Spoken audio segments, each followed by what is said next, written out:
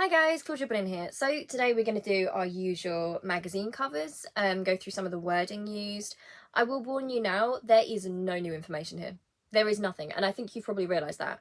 If you follow the kind of royal coverage in the magazines and in the newspapers, they do just repackage things we already know. It's like they're hoping that if they keep throwing it at us, eventually it's going to stick over time. So let's go with new first. On the front, the cover, we have Harry in the middle, and it's kind of framed like a love triangle. And I've said this before, I think they do it so that racist white women can project things onto this story that aren't there. Because the idea that Harry is attracted to a mixed race woman is something that makes them feel angry and like they don't own him anymore, and they feel like it's a personal attack on them, is what I think. So I think they deliberately frame it in this manner. this battle between Kate and Meghan over Harry. And I've said this before, but how embarrassing for William to know that you are not the object of anyone's affection here, right? Or desire. He's never sold us that. They've given up. You know, they could be selling it as, handsome Prince William worried about troublesome younger brother, but he's just not. He's not here. They always make Harry the object of desire. Even the people that trash him, you'll notice the way they talk about him. There is a kind of attraction towards him. Have you noticed that? I don't want to name names, but some of the people we've looked at on this channel definitely do this. I can think of one in particular. Okay, so we've got Meghan looking kind of tired.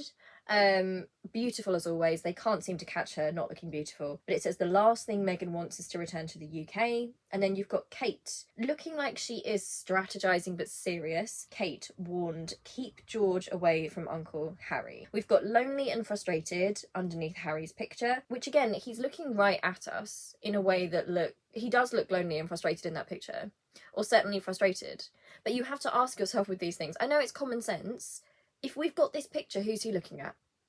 He's looking at some tabloid photographer, obviously.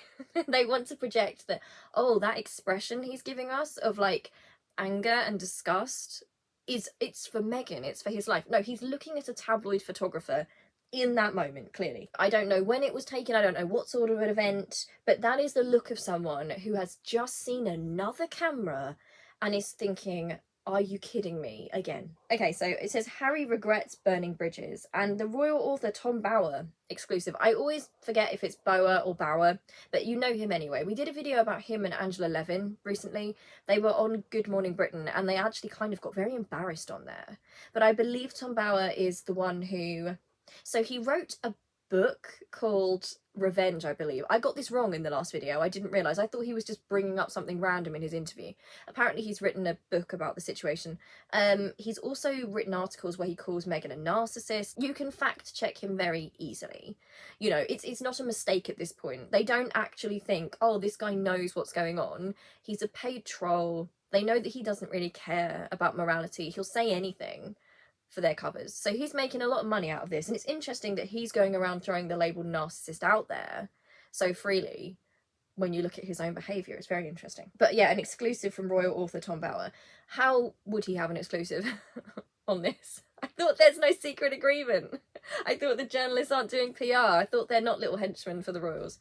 Why are they talking to Tom Bauer then? Why do they think he's got information? Either he is to do with the royals and Harry's right, or he's just a nasty tabloid rat and he is just taking us all for a ride. Either way, this is not a reliable man to have as your source, is it? Okay, so it says lonely Harry to return to the UK. You've got a picture of Kate. Kate has been given advice, and she kind of looks... The queenification of Kate is now beginning, as you're going to see. Like, they've realised that there's no selling point existing right now in that royal family. Charles is not going to sell. Camilla is not going to sell. William is missing in action. I don't know where William is or what's going on with that. It's all about Kate, and they are now trying to transform Kate and her image from, I don't know, they kind of straddle the line. They need her to fit everything they need, which must be a lot of pressure for one woman, regardless of, you know, what she's like as a person. They sometimes want to make her Diana. They want to make her the mother, meek, mild, nurturing, and other times they want to make her steely like Elizabeth.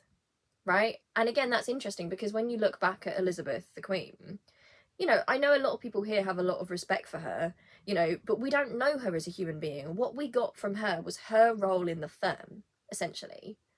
So even that was what the firm was projecting out to us. And that's now what they're trying to do to Kate, which tells me there is a big problem with selling Charles and Camilla and William, because they're trying to make Kate not only Diana, but also Elizabeth. And it's interesting because these people are the same people who accused Meghan of trying to be the next Diana, you know, or branding herself in that way, when it's blatantly what they're doing with Kate Middleton, right? They are trying to make her Diana, or they're trying to make her the Queen, and you're going to see that come up a lot here. But yeah, they make her more kind of like stoic and enduring things, and it's like they're setting up that kind of, it's like they're setting up that sort of, you know, oh, I never meant to be in this position, but now it's all fallen to me situation, you know, which in the future might even happen to Charlotte if George decides he doesn't want to do it. Like, I feel so bad for those poor kids with this destiny written out for them on the world stage. And again, like, as a feminist myself, I'm not saying that there isn't strength and endurance, of course. Like, there are so many ways to be strong as a woman or just as a human being. And to endure things and to be is one way, right? It is one way to be strong. I'm not knocking that in people. But the idea that that's being put against somebody who's more open about their boundaries and speaks their opinions as if the other way is wrong worries me very much. Because what are we looking at as ideal womanhood here? What are they trying to tell us is true strength as a woman? They're trying to tell us that the ultimate true strength as a woman is silence and what you can endure. And I don't agree with that. I'm not saying there's anything wrong with being that way as a person, but the way they trash Meghan and raise Kate, and they raised Elizabeth into that role, it all serves a purpose, and it's quite a right-wing purpose if you think about it. Royal author Tom Bauer claims the frustrated Duke of Sussex may be regretting burning his bridges with the royal family. Another week brings with it another twist in the story of the Duke and Duchess of Sussex, and this is hilarious. They are doing this themselves. This is all lies. There's no more twists. They are recycling whatever they can out of the little information that they have, and trying to act like, oh, they've created more drama, more twists and turns, tune in next week. It's like nothing new has happened here. As reports suggested the couple are taking time apart and having money woes, royal author Tom Bauer gave his opinion of the state of the couple's relationship and claimed to me that the couple have hit a brick wall. I want to know why this grown man is so interested by their dynamics as a couple. Because here's the thing, look, I talk about the perception of William and Kate and how they're used as a PR thing, right? How their relationship is sold to the public. What I would not do would think it was my business and think it was all right for some, like, magazine to pay me to try and talk badly about the interior state of a couple's marriage and get paid for that in, like, a tabloid magazine. Like, most people don't think that kind of thing is okay. Like, this is what Harry means when he says the media is sick. This man is not in the relationship, right? He's so distant from Harry and Meghan. He already has a history of being awful, particularly to Meghan. Why is he saying they've hit a brick wall? Like, it's so telling of what might be going on in the actual royal circle right now, because everything that happens there, they project it and they think we don't see it. They really do think the British public are just so taken in by what they're doing, as if we're not intelligent human beings and we can't see what's going on here. He says that Harry and Meghan are experiencing a crisis of identity, a crisis of purpose, and a crisis of finance. And again, it's the contradictions here, because this changes all the time depending on the spin. Because they're saying, oh, they've got money worries, but then other times they're saying, oh, they're being paid too much. So these are the same people, by the way. Like, what do you want to go for? Like, what's your perspective on that? It says they're experiencing a crisis of identity. I thought the problem was that they had too much of an identity, right? Because some of them are saying that, oh, you know, they're using the royal brand and yet they're being political, or they're talking about things, you know. Some people say that they're bringing the royal family into disrepute, which is ridiculous anyway. But that's not a crisis of identity. That's a couple who is secure in their identity as a couple. And the reason they're being hated is because they have that separate identity, right? They're not like the others. A crisis of purpose. It's like, this is all just fiction. Right? This whole thing is a fairy tale that they sell to grown adults, and grown adults really read this and believe this. What is really having a crisis of purpose here? Is it the couple who have boundaries, who've got out of this system, who are trying to make the system better, who are taking on the press, who are trying to do good work? Or Is it the firm that no longer fits in a modern age and is flailing embarrassingly? Pretty much everything they are saying about Meghan and Harry, I believe, can be applied to the modern monarchy. Tom says, who are they? What are they going to do in the future? I think they've exhausted their possibilities and have hit a brick wall. And again, it's projection. What is actually exhausting its possibilities right now? I mean, they've gone back to, they are falling back on Kate Middleton right now, who is a married-in royal, who doesn't say anything. She is all they have right now. That's them. That is the firm. They have hit a brick wall. They are in an age of social media. The world has changed, but the institution hasn't changed with it. They're the ones that are completely out of possibilities and completely out of imagination. They are experiencing a crisis of identity and a crisis of purpose. And again, in a situation like this, you know, to leave that system demonstrates that you have found a sense of identity, right? The fact that Harry found an identity, his individuality, and has principles and beliefs, and he realised, wait, that's actually started to conflict with where I am. That shows someone who has a good sense of their identity and a good sense of purpose, and someone who's quite brave. He says that there are reports that Harry is keen to return to the UK, reaching out to his brother Prince William for advice following the shock collapse of his and his wife Meghan's $20 million deal with Spotify. And just for the time being, let's leave the Spotify part, because the part I want to talk about here, again, they're putting him back into that role of little brother who has gone astray. They are kind of still offering that olive branch here. You know, it's like, if you come back and you submit and you agree that William is wise and you need his advice and you've done wrong and only he, your wise big brother, and his lovely wife can save you right now, you've still got a route back. The only way, and this just tells you exactly, like, this is what you need to know about that system. Harry was, I was going to say okay in the system. The system was abusive, a horrible system, but he could kind of get by in that system as long as he was second best, as long as he acknowledged he was second best and always made William look perfect, right? He had to agree that he was going to be the one that whenever anything went wrong, it was pinned on him. That was his role. So it's like, oh, come back now, even though we now know that, you know, he physically assaulted you, come back and ask William for advice. Like, William is so wise giving out all this advice. And I don't know the relationship personally between the brothers. Like, I don't know. I can't speculate on anything like that. I don't know what it's like now. You know, they've lived a very, very difficult life, and I don't think any of us can really understand what that's done to them and their bond and the world as they see it. And, you know, I really think it's something a lot of us can't understand. But it's just bizarre that William is absent from all this tabloid stuff, but suddenly they're like, oh, by the way, he needs to give wisdom to Harry. Well, where are we seeing this wisdom? Where's this wisdom you speak of? For some reason, he also brings up that adding to their woes is the writers' strike, which has halted production on many TV shows and films. Like, what's that got to do with Harry and Meghan? And also, I feel like, I mean, I don't know their opinions and their political stuff, but judging by especially what Meghan says, and what Harry's done, actually, I would think they're probably quite supportive of people standing up and having a voice and talking about injustice and trying to be heard. It's how they're bringing a modern thing into an old story to try and make you think that this is new content, when it's just the same old content. There's a bit here about, you know, all the damage that was done to the family and the concern that if he does return to the family, he could well damage it even further.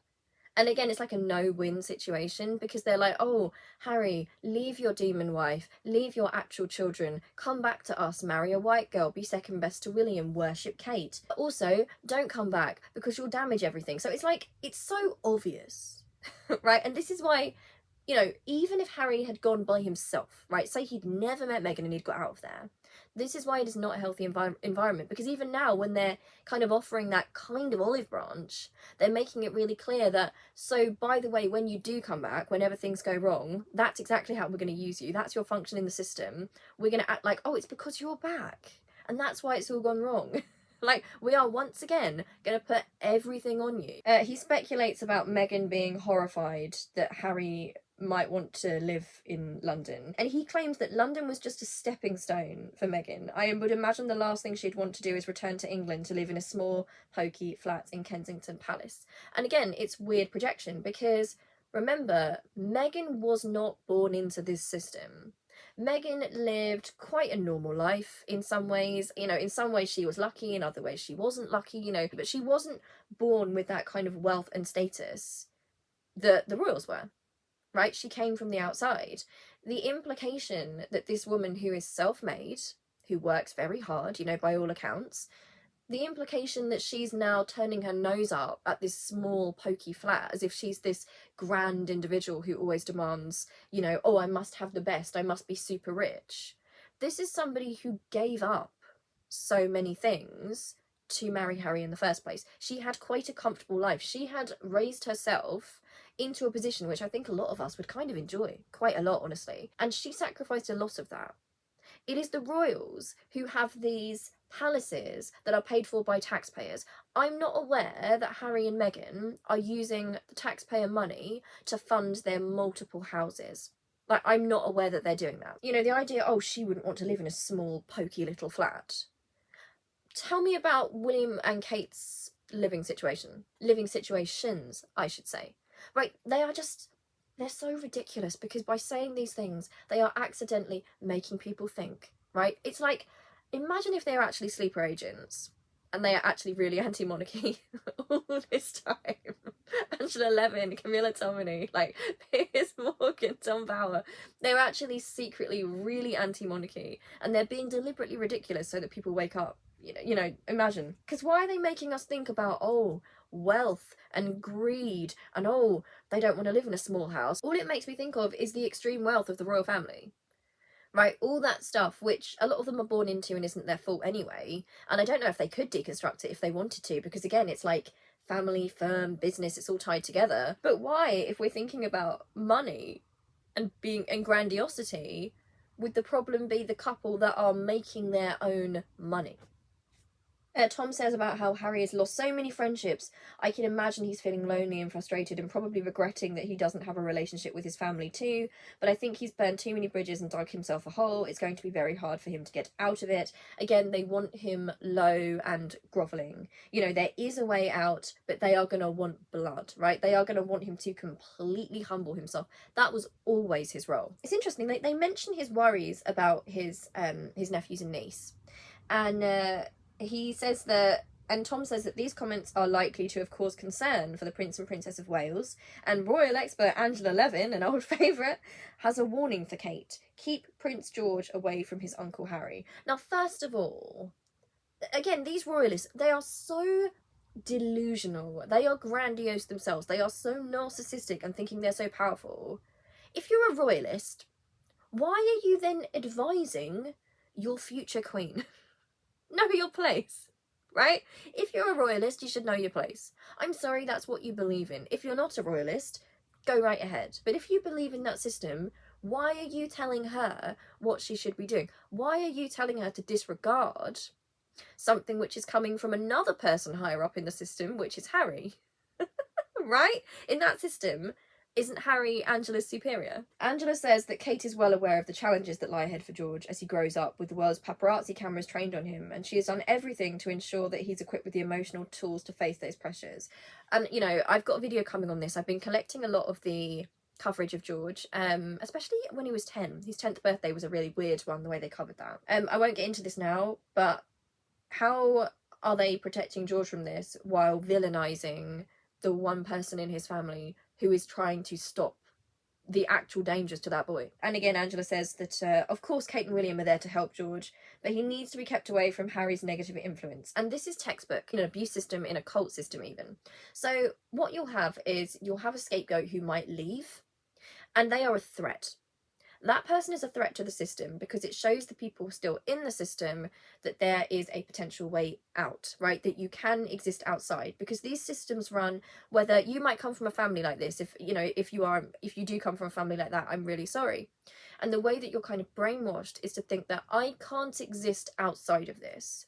I couldn't do it and I couldn't cope, there's no way. And part of this is showing you that if anyone ever leaves, then they are evil, that they are an evil, wicked person, and there are consequences for that, right? So you're seeing that punishment from very young. When they say negative influence that he must be kept away from, bear in mind this is simply an uncle who's gone through the same thing. Him and William both went through the same thing, who is saying that he is concerned about the way the paparazzi is treating those children. Now, why on earth, and this makes me really angry, right? That is doing what an uncle should do. right? I feel like the way the royals present themselves as this perfect family is such a lie, because in a healthy family members should be looking out for each other, especially older generations looking out for the younger generations. Younger generations are more vulnerable than you are, and often in a system, they will have similar struggles to what you faced. So, a really healthy, positive thing is when the older generations think, you know what, this sort of thing didn't help us, so we're going to try and make things better for the next generation. That's having empathy, that's being a good family member, it's just being a normal person, to be completely honest, right? Why would you not be concerned that the thing that partly messed up your and your siblings' childhood, why would you not be concerned about that happening to other innocent kids who you are also related to? Like, why is that presented as dangerous? And the reason it's presented as dangerous is because they have to act like leaving is dangerous. Those children have to know that if you ever decide to step out of the role, if you ever stand up for yourselves, you are going to get obliterated by the media and we will have nothing to do with you. Like, that is essentially the message, and it's so sick. They do it in cults, they do it in abusive families. That is the message, and it is for the children. Tom agrees here that Kate was the peacemaker between the brothers, but he also says, I don't think Kate wants to see Harry again. Of course, Prince George will be oblivious to all this. Harry will simply be forever marginalised in his memory. Yeah, that's it. That's the point. Of course he will. He will be forever marginalised in his memory, because this is the lesson that boy has to learn. They have to break that boy. They have to let him know that this man, this uncle of yours, he had a similar time to you. And he got out, and look what happened. You can't be happy outside of there. Don't you dare leave. You will become marginalised. And do you think we're going to support you? No, like, you will be gone. Someone else will take your place. You will have disappointed us all, and you will lose absolutely everything. That's the message, essentially. So I get really heated when I think about stuff like this, because it just makes me so angry that we're watching this happen on a world stage. Okay, another one, Woman magazine. Royal exclusive, Kate takes on Meghan, why the steely princess has had enough. And again, this is the queenification of Kate. They are turning her now into the next Elizabeth, right? They're trying to fill that void, because ultimately nobody is going to be as successful. No one could be as successful as Elizabeth was as the Queen, right? She was in just the right generation for that, for the way the royal family ran, to kind of go under the radar. Things were so different then, you know, people got used to her when she was young. She came to represent wartime spirit, all these different things. It kind of worked out for her. But even the best person in the world, I believe, could not save the monarchy at this point, because Elizabeth was of an age. She worked for the age that she was in. And I still think she's always going to be the last successful monarch that we ever had. And when I say successful, I'm not happy that she was a monarch, and I'm not happy that we had a monarchy. But for what the monarchy was and is, she was successful. You know, I feel like us anti-royalists will concede that whatever they did with selling Elizabeth and how she sold herself, and, you know, the sacrifices she made in terms of hiding or having to lose parts of herself, it worked very well as a propaganda tool for the firm. And I personally think that's quite sad anyway, because who might she have been otherwise, you know? Okay, but we've got the Steely Princess has had enough. And it's interesting, they say this too much. Like, every week, she's finally had enough. She's finally had enough of Meghan. And again, this is kind of amusing. This is not Kate's fault. This is just how they're selling her. But it's actually making her look even more ineffectual. Because if you keep telling me that she's had enough, oh, she's really angry now, she's really going to do something, she's had enough, and yet nothing ever happens, they are sabotaging Kate themselves. Because it makes it look like Meghan is the one who's actually got plans, decides to do something, and gets things done. And I'm sure that, you know, in their tabloid bubble, that makes her like an ambitious, terrible woman. But to normal people, like, you would think, wouldn't you? Oh, Kate's angry again, you know, she's finally had enough, she's finally putting her foot down. It's like, well, do something then. And again, it's not like I'm not blaming Kate for this in particular, but it's so interesting that they kind of accidentally get at their own royals. It's bizarre. Okay, it begins at the height of the Harry and Meghan drama. One of the biggest challenges facing Buckingham Palace was the Sussexes' interview with Oprah Winfrey. And yeah, they're just rehashing an old story. That is all this is. There is nothing new here. It is just the same story of what happened with the Oprah Winfrey interview and Kate's reaction. But they've got no news from Meghan, and there's no news with Kate, right? There's not... Kate isn't doing these things here and these campaigns that are getting her on the front of magazines, right? There's not, oh, Kate's done this and Kate's done that and Kate said this, and, you know, none of that is happening. So they're now rehashing her reaction to something that Meghan did, to something that Meghan used her agency. It's interesting how parasitic that relationship is. In order to make her relevant right now, they are attaching her, not even attaching her in action really, but her reaction to something Meghan did ages ago is the biggest story they've got. Again, we've got, you know, at the height of the Harry and Meghan drama, trying to make it sound petty. Like, you wouldn't think from reading this that they were talking about a system which was quite abusive, like the abuse of the press, you know, some racism, some struggles, some serious mental health concerns. They're acting like this was some reality TV, Real Housewives kind of thing, and they always cheapen the very real struggles that Harry and Meghan had. Okay, so it says here, in the damaging aftermath, with accusations of mistreatment and racism, how should they respond? How tough or conciliatory should they be? I don't ever know if I pronounce conciliatory. Is it conciliatory? It's one of those words. I'm a big reader. I read so much, but it's one of those words that I'm sure I'm saying it wrong, but I don't know. So think about the framing of, again, we know it's an old story, but the framing is, a big obstacle was thrown in their way, right? It's a hero story, and the villains threw something in the way of the heroes. And now we're really getting into, what were the heroes thinking in this moment when this terrible thing was thrown their way? Like, they've framed it as if, rather than Harry and Meghan talking about mistreatment that they suffered, they are framing it as if they were in fact the ones inflicting the mistreatment. They've twisted everything around. So what they're doing recently is they're trying to push that Kate actually came up with the phrase "recollections may vary." And I don't know how accurate that is, but they've kind of changed her from... They are changing her from peacemaker, early Diana, into this sort of steely chord. Actually, you know, I know we've been selling her this way, but that's not working. So we're trying again. Actually, she's the power behind the throne here.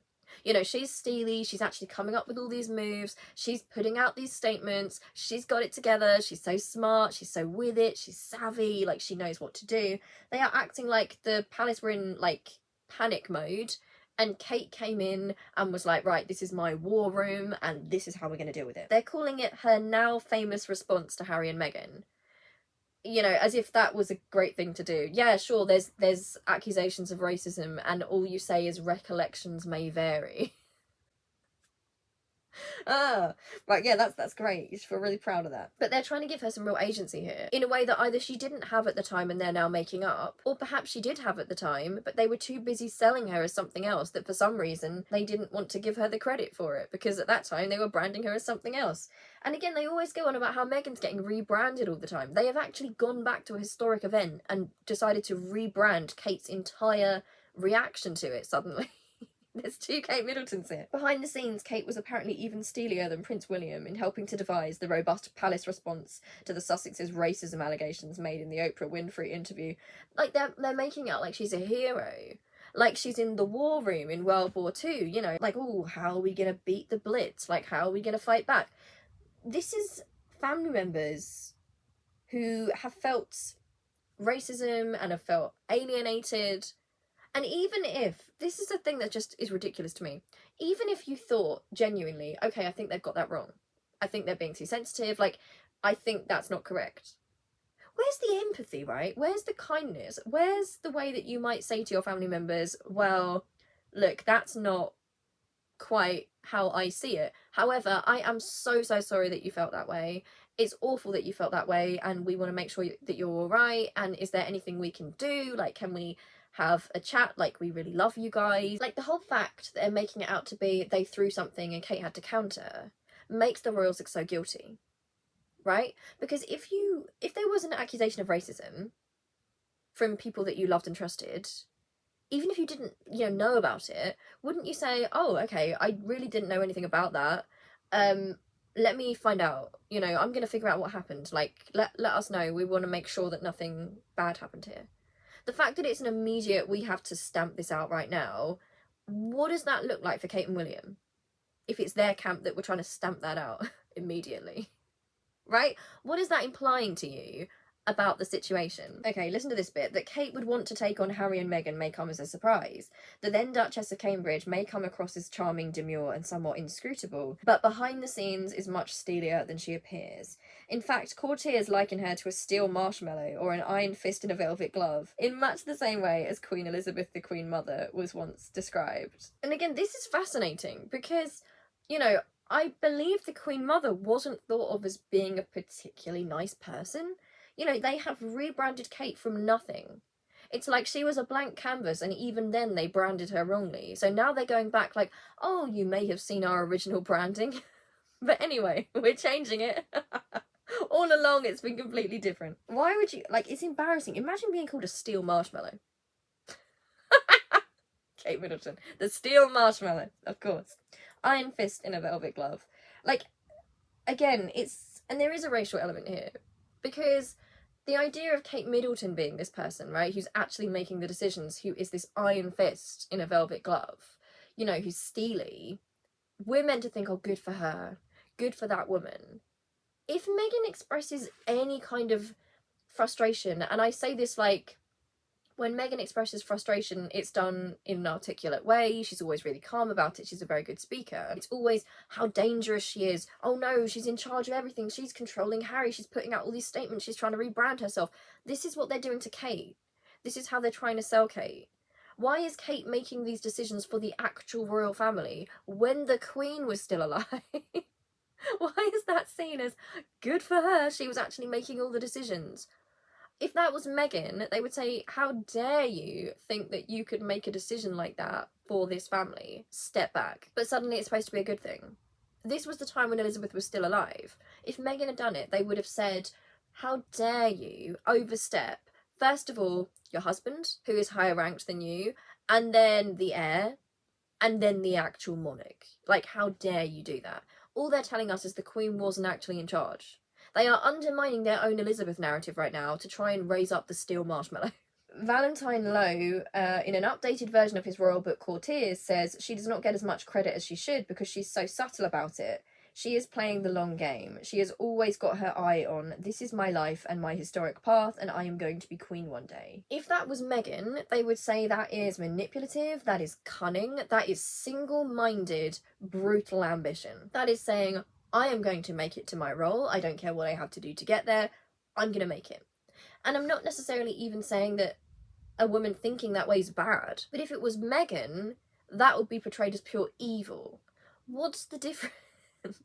We know what the difference is. They talk about how when the show was broadcast, the interview was broadcast, there were serious negotiations over the official response to Harry and Meghan, with William and Kate leading the fight back. According to Courtiers, they sat together on a sofa as they discussed with their officials how to deal with the Sussexes' incendiary allegations. A draft palace statement was initially a much milder version. The book says William and Kate were clear which side of the debate they were on. They wanted it toughened up a bit. And that should tell you all that you need to know if this is indeed true. So the palace had a milder version.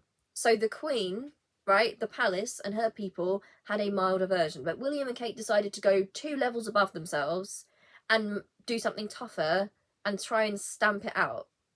Why? Why do you think they were the ones doing that, if they were the ones leading the fight back? Why would it be in their interest to try and stamp this whole racism thing out, do you think? Like, do they think we're stupid here? They really do, don't they? These two were so determined that this racism thing must be nipped in the bud right now. They went above their seniors in the system and they put out a statement. Now imagine if Harry and Meghan had done that. Can you imagine? I can't even imagine what sort of person would want to give a tough response to that anyway. Like, you hear about these troubles that people you love have had, right? And even if you don't necessarily agree with everything, you see the pain and you care about these people. Oh, we need to put out a really tough response. We need to fight back. Who thinks like that? You think, oh wow, I need to reach out. I need to reach out to those people. Like, I hope they're all right. They even say here that at least 2 palace officials argued against it in case it riled Harry and Meghan further. But it was Kate who pressed home the argument that it should remain, and the late Queen approved the toughened up draft. So we're to believe that the Queen, who was elderly at that time, Kate was petitioning her and making her agree to a new thing. Like, is that not elder abuse? Like, I'm sorry. They don't know how they're branding Kate right now. and they're ruining it for themselves. What's real here?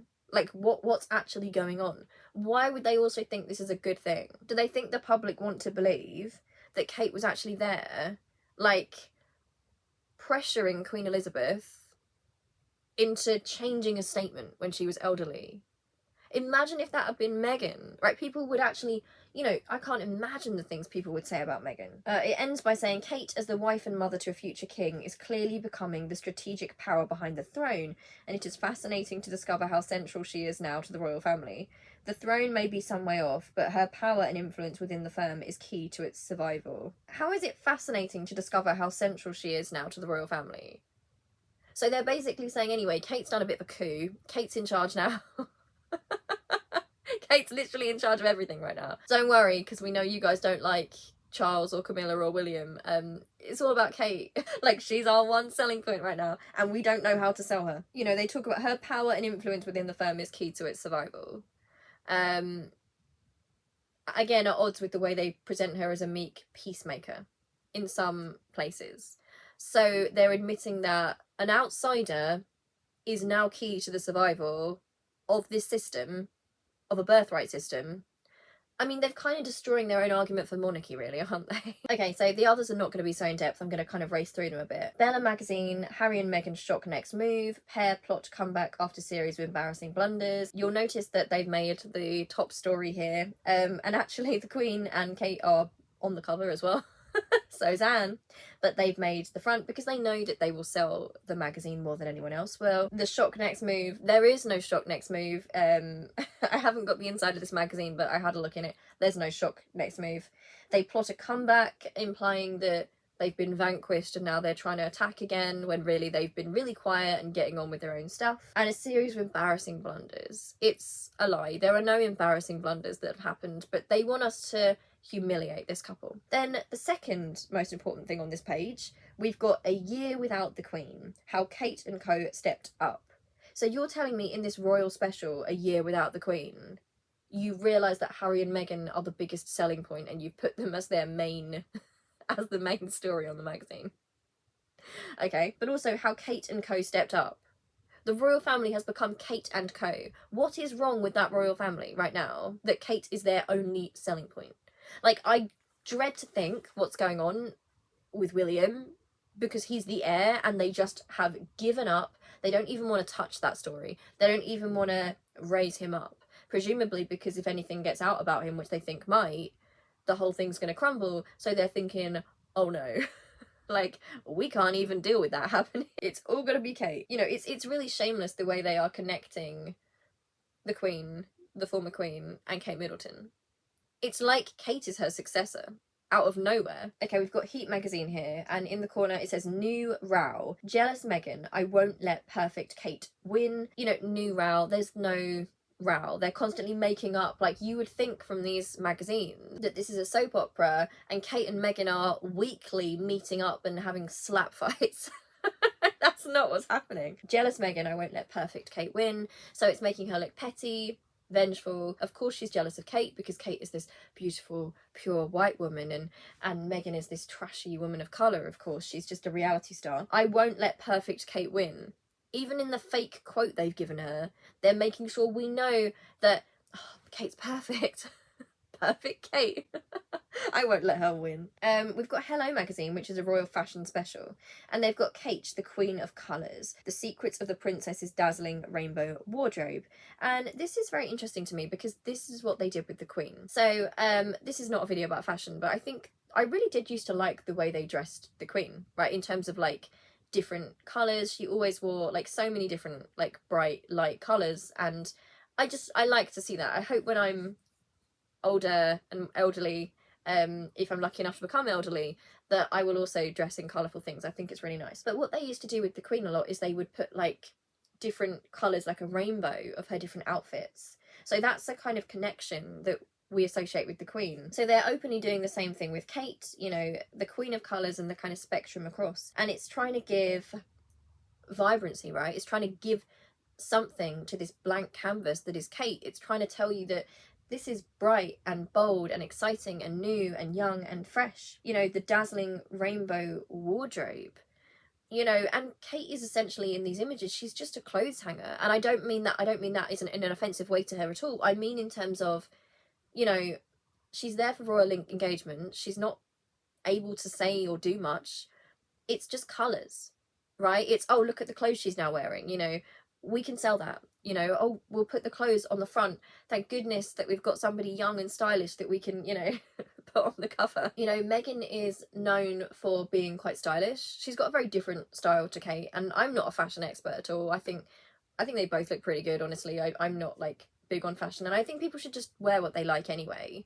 But you know, I think there is a certain amount of stress at the moment with the branding that Meghan is quite modern with her fashion, right? It appeals to a lot of people, especially a lot of young people. So I think there's a really big push to try and make Kate that person, you know, to give her that element of excitement that young people will enjoy.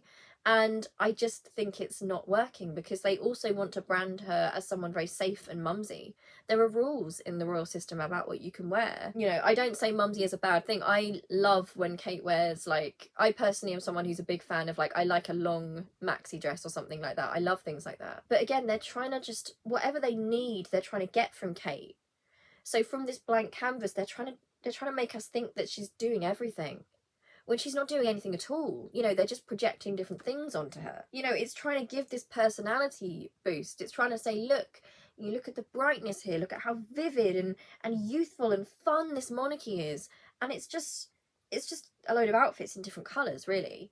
We've got Best Magazine, Kate, The Truth They Kept from George. This is going to be more in another video I'm making about how George is being essentially abused and groomed by the system into a role that he has no choice over, essentially. They're kind of presenting it as a noble thing that she's doing. Like, oh, I'm sparing him for now. I will get to that in another video, but they also like to give her the sort of long-suffering mother thing. They love to do that with women. They love that, you know, rather than, you know, they don't want to show a mother who is thriving and happy and doing her own projects while also being a great mother. They want there to be that sacrifice element. And of course, you know, there's an element of sacrifice to being a parent in any way. I'm not saying there's anything bad about that. And lots of people don't have the opportunity to do other stuff. You know, being a mother is, like, obviously it's a very unique thing to each person.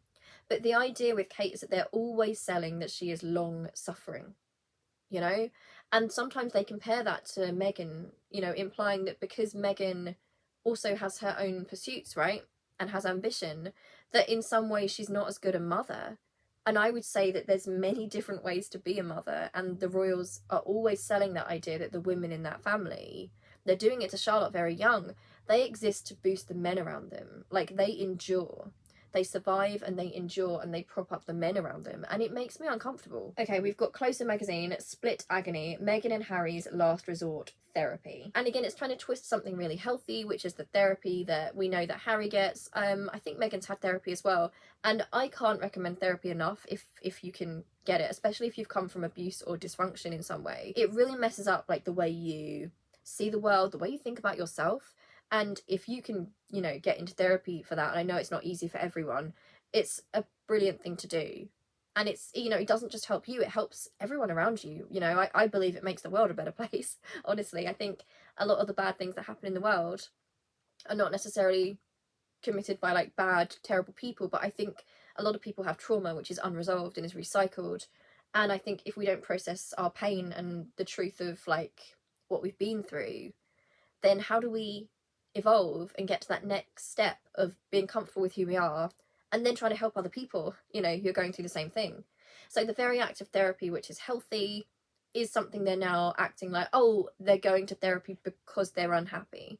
Harry's going to therapy somehow because of Meghan. No, I believe Meghan encouraged him, you know, in terms of the therapy, which is what a good partner would do, right? They've both been through an awful lot. So again, it's that kind of anti-woke thing they're trying to push very subtly.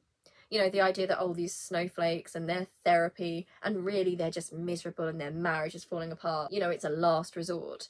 No, therapy is like an ongoing, really healthy thing that if it's available to you, I would recommend. It's not for everyone, of course, you know, no judgment, but sometimes that's the sign of a really good relationship.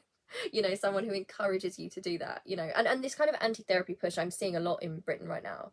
I'm seeing this kind of anti-woke message, you know, that people just need to toughen up and endure, and all that does is recycle pain. Because you get people who go through systems, who go through abuse, and they think, oh, I was fine, I was tough, I was strong, you know, there was nothing wrong with my childhood, therefore they inflict the same childhood on their own kids, and it just goes on and on and on until someone's brave enough to say, that is not right, and I'm going to change it. Okay, and last of all, Bella magazine, Camilla and Kate shock new feud, princess accused of stirring up drama. I've said before that eventually they are going to run out of stuff to do with Meghan. I mean, they're already scraping the barrel, going through old events that from years ago now. The real issue is going to be Kate versus Camilla. Camilla is always going to be the Wicked Witch in this story because of how she's been portrayed to the public and because of her own actions. Kate's whole selling tool is endurance. They need people to constantly be throwing obstacles at her and for her to be enduring so they can make her more like Elizabeth. Therefore, without Meghan and Harry, Camilla's going to be the next one. They need someone to be throwing obstacles at her, and they can't make it the king, they can't make it Charles, they're not going to make it William because that would be incredibly difficult for how they're going to sell the family, so it's got to be Camilla. I definitely feel that Camilla is the next scapegoat. Well, I say that in the time being, while they're readying Louis. It's going to be Camilla. I mean, I do think they're all getting eaten by their own system, honestly, and the ones I feel very, very sorry for and who are not to blame whatsoever are the children. The children have no blame in any of this, and it's a really horrible system they're going through. But it's interesting, you know, they've actually shown Kate looking a bit smug here, and Camilla looking a bit, you know, stern and solemn, and yeah, it's interesting, isn't it? And I think this is part of why Meghan and Harry were sacrificed to the tabloids. Well, there's many reasons, like jealousy being one of them, but also a sense that the tabloids will always need to stir up the drama. They need a villain. What happens when the person that you've always made the villain decides they're taking themselves out and are no longer part of that? They have to find a new villain because they have to sell their ridiculous magazines. Therefore, it's going to be Kate or Camilla. Kate's branding is much better. Camilla's a goner. And it's her own system. You know, she pals up with the tabloids. She invites Jeremy Clarkson and Piers Morgan to events. You know, you reap what you sow, don't you? Anyway, thank you for watching. It's going to be a long one today because we've gone through a lot of stuff. Let me know if you see anything else in the media that you think is worth touching on here. Yeah, love you, and I will see you really soon. Okay, love you. Bye.